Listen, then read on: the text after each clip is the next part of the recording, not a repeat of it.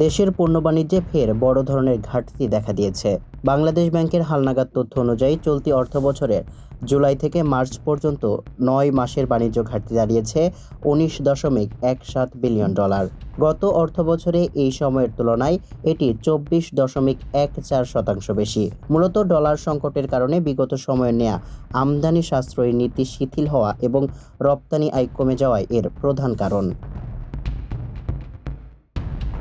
পরিসংখ্যান বলছে, আলোচ্য ৯ মাসে পণ্য আমদানিতে ব্যয় হয়েছে ৫১.৫৬ বিলিয়ন ডলার, যা আগের বছরের চেয়ে ৪.৬% বেশি। বিপরীতে রপ্তানি থেকে আয় হয়েছে ৩২.৩৮ বিলিয়ন ডলার।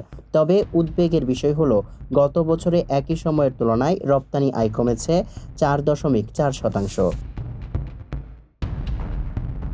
বাণিজ্য ঘাটতি বাড়লেও স্বস্তি দিচ্ছে বৈদেশিক লেনদেনের চলতি হিসাবের ভারসাম্য।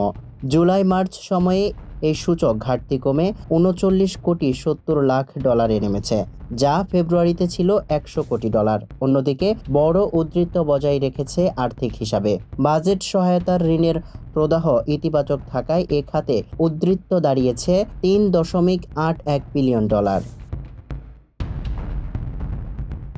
সামগ্রিক লেনদেনের ভারসাম্য শক্ত অবস্থানে রয়েছে দেশ। অর্থবছরের শুরুতে কিছুটা ঘাটতি থাকলেও ৯ মাসে শেষ ৩.৬৬ বিলিয়ন ডলারের বড় উদ্ধৃত দেখা দিয়েছে। বিশ্লেষকরা মনে করছে, রপ্তানি বাড়াতে বিশেষ নজর দিলে অর্থনীতির এই ইতিবাচক ধারা আরও টেকসই হবে।